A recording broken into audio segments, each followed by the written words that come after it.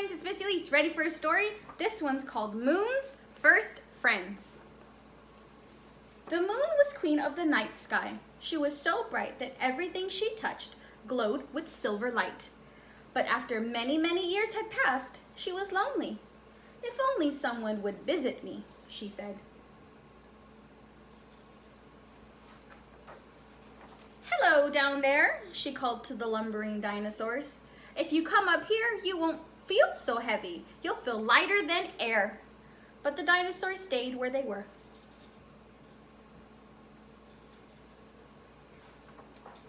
Under the moon's watchful eye, the surface of the earth changed. The moon saw glorious new creatures come and go.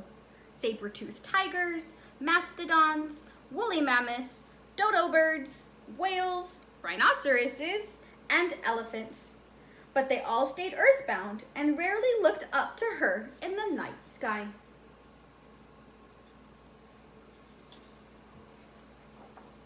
But then she saw something new. At night, people conjured fires like tiny stars. There are millions of stars for you up here, she offered. But the people stayed where they were. The moon watched as she circled and circled the earth. On the wide sweep of the hot Sahara, the Egyptians built stone pyramids that towered toward the sky. They're trying to reach me, the moon marveled. But though the pyramids were mighty, they came nowhere near high enough to reach the moon. Perhaps they didn't see her. She spun and twirled from new moon to majestic silver pearl and back again, showing off for the people below.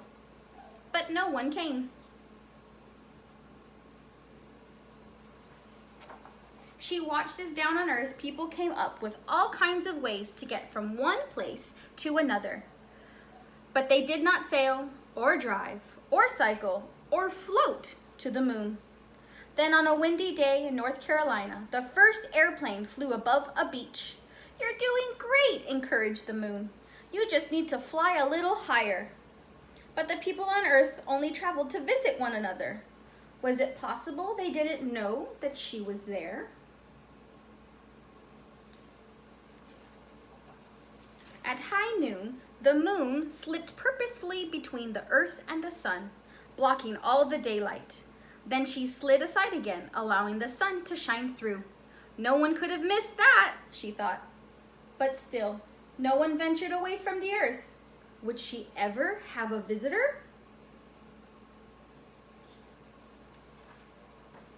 Just when the moon was losing hope, the people on Earth began to experiment with rockets, and the moon watched with great interest.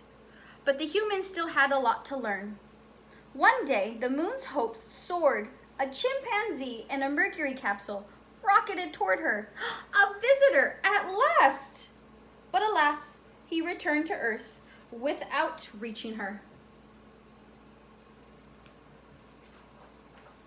And then, one hot July day, a tremendous rocket stood upon a launch pad with two small spaceships perched on top. The countdown began.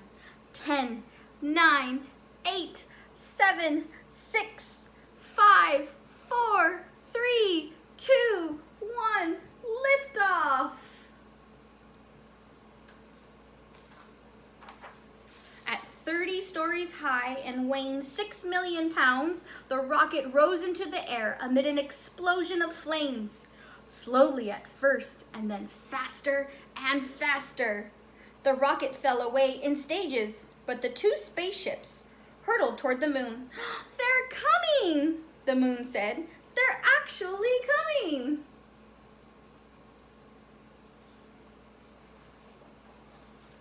One of the spaceships remained at a distance, circling, but the other came closer, closer, until at last its spindle legs touched down.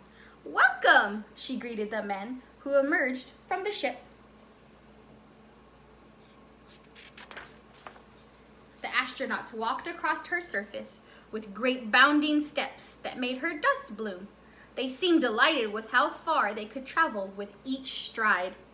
The moon gave them gifts of moon rocks and dust. Take these back to Earth, she said. Then even though I can't visit you, a part of me will be there. The men left her a present in return, a handsome plaque that read, "Here men from the planet Earth first set foot upon the moon, July 1969. We came in peace for all mankind." They also left her a beautiful flag with red and white stripes and a scattering of white stars on a blue background. Too soon, the astronauts had to leave. "Goodbye," the moon said as their ship floated away into the starry distance. "Come back anytime." She sighed with happiness. At last, someone had visited. And now she had hope that it would happen again and again. Maybe one day you will visit her. The end. I hope you enjoyed that story. Bye!